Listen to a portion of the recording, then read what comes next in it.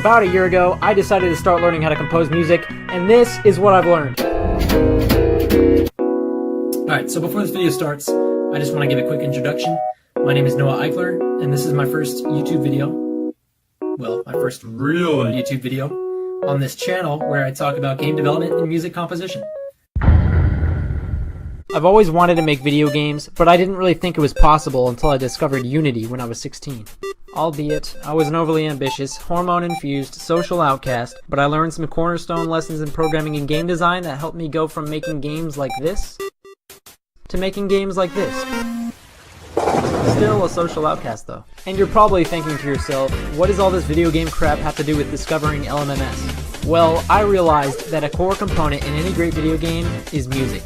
Just watch this clip. Epic, am I right?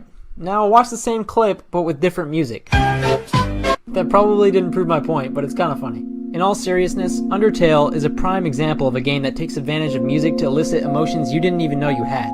Never in my life did I once think that a dying robot fashionista game show host could turn me into Peter Parker from Spider-Boy 3, but it did.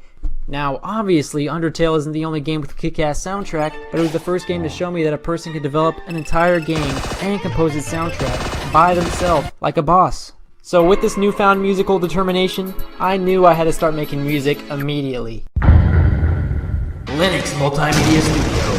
Built-in 64-bit VST instrument support with 32 VST bridge, 64-bit Windows, 16 built-in synthesizers including emulations of Royland, 2D303, Commodore 64 SID microchip, Nintendo NES and Game Boy, Yamaha, OPL2 chip and more. Xenad FX, polyphonic, multi-timbral, microtonal, multi-voice additive, subtractive, and pad synthesis, all in one powerful plugin. Native multi-power sample support for SoundFont SF2 dedicated drivers to soundcast formats for high-quality instrument patches and banks.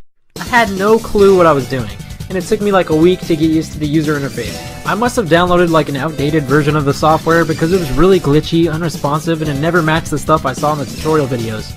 But that didn't stop me from enjoying LMMS for what it was. LMMS is a great DAW for beginners. There are some aspects of LMMS that are better than the latest versions of FL Studio, such as free sound font support. I didn't know anything about basic music theory, chords, or time signatures, but I relied on intuition to make what sounded okay to me.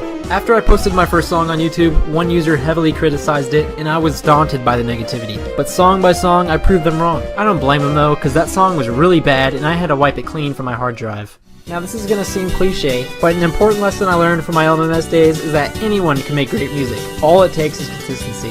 Consistency. I can't say that word for some reason.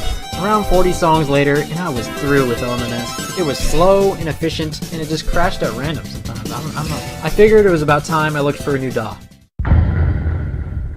After some intense research, I found FL Studio on a top 10 DAWs list. I messed around in the trial version a bit before purchasing it for $100 during a sale. My music workflow became leagues more efficient.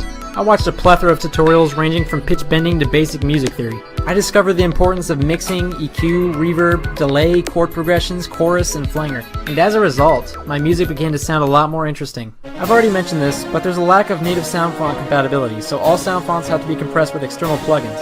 This means that some of the instruments I once used in LMMS sound like complete garbage in FL Studio. That's a minor complaint, considering the variety of VST plugins that FL has to offer. Alright guys, so this is the end of the beginning. If you like this video, leave a like if you're content with this content, and subscribe. If you want to leave a comment for feedback, suggestions are much appreciated. I know I'm not the most qualified game developer or composer or whatever, but you know, my whole purpose of this channel is to build a community of like-minded people who want to help each other out and progress through game development and music composition. So that's what I'm doing here today. Hope you enjoyed my nerd rant. If not, then, you know, leave. Alright, bye.